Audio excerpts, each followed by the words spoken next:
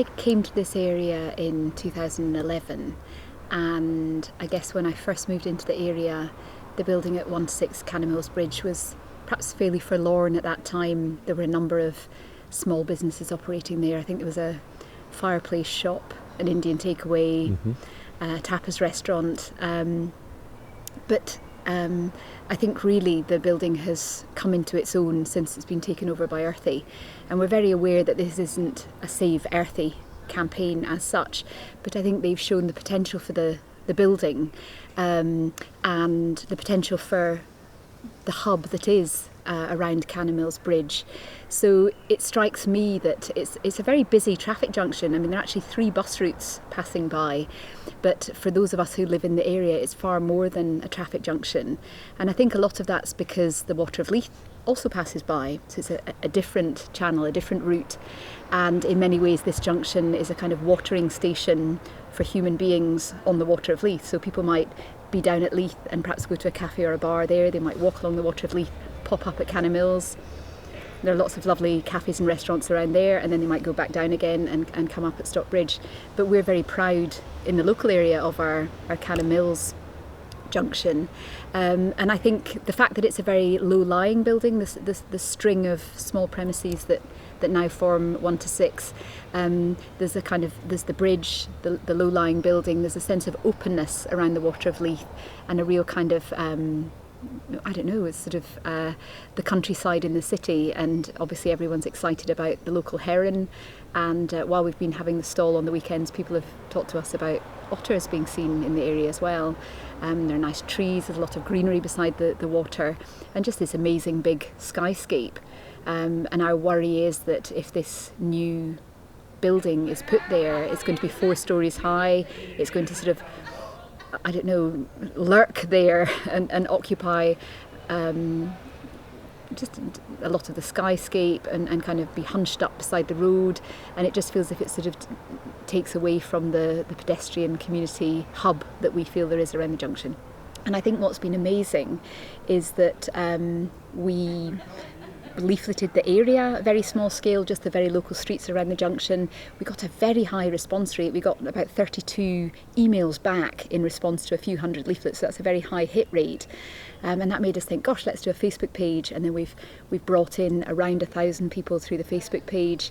And it just feels as though we're really able to reach the local community and get people involved. And a lot of those people have been turning out and coming up to the bridge. And it kind of started with Ross and I, or I said, what can be done about this? And Ross said, I think something can be done. And so we got together and had a meeting, and then in response to the leafleting, we brought about another 4 people on board, and now we have hundreds of people involved, and I think it's very exciting, just sort of local democracy, really, local activism, exciting. The current position is that there is a planning permission that has been granted in 2013. The application for that went in on 2009, and it's taken those 4 years to get that planning permission. In that intervening period, the developers have obviously sat, waited to see what the economic situation probably is, and then decided that, well, we need to go ahead with this, but they've discovered that they need to get planning permission in a conservation area to demolish a building in a conservation area. So that application went in possibly March, I think it was this year, or April. At that point the Coburn Association noticed it, and they thought, oh, here it goes again, we're back in Canonmills, and they made an objection. They noticed that there was only one objection. Theirs was the only objection the week before the objections closed. But Jan noticed that the planning application was in, and then I was contacted, and so we started this campaign to stop the demolition permission taking place, and so that's the position we're in now. We are still allowed to lobby committee members who are all councillors. Some of them are local council ward members, and so what we've been suggesting is that anyone that wishes to object beyond the period of the closed objections should lobby their councillor and the planning committee, writing an email saying they're objecting to it, they will be taken notice of, not officially, but they will be taken notice of. One other issue that has come to light in the process is that when the original application went in 2009, because the building was in a conservation area, the planners should have asked the developers to put in a permission to demolish at that time. Now that is a mistake by the planning department and possibly by the developers and their agents. So that's an issue that may come up at a future date, whether it goes to an appeal situation, so there's a process issue that we could deal with. So I don't think anything is set in stone yet. There's no definites. I believe the local council ward members are asking for a hearing before the planning committee, which means that they will hear to all this background to it and wonder, well, what is going on? And so that may influence the planning committee's decision over the demolition.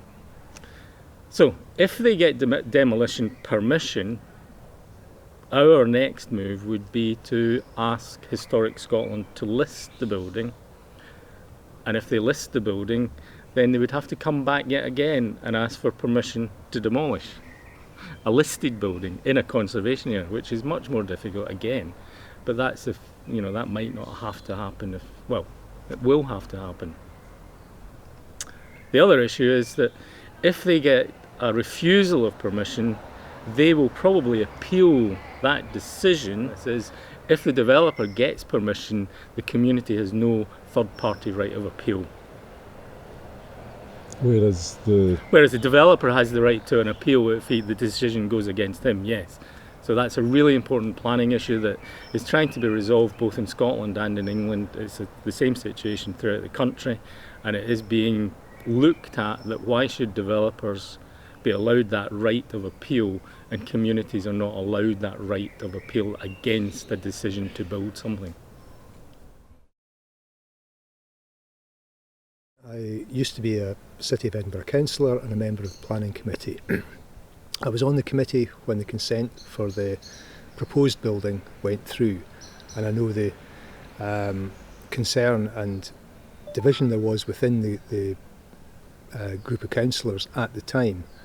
I think it's a decision that I regret that the consent was given, and it was last year I became aware that there was the inkling of a campaign against it, and that's come to fruition with the application for demolition, and I've become involved because I know some of the people who are running the campaign. I know Jan and I know Ross, and I made the offer to help in any way I could to oppose the demolition. What I found really invigorating about this campaign is the energy of the people involved and the way that they've engaged with the local community and made them aware of what's happening here, and changed the situation that officially there's 175 objections to this demolition, whereas the consent for the new building only attracted one letter of objection. So there's a huge difference this time. On top of the 175 objections, there's over 2,000 have signed a petition on 38 degrees. The street petition, which only started last weekend, I think is over 700 already. There's great concern in this area about what this application would mean. The demolition application gives the local community the opportunity to oppose what was consented and perhaps make the developers think again, because the other thing that's changed since consent was given was that the site was only partially used in those days. There were 2 empty units. It's now a vibrant part of the community and shows the potential of the building.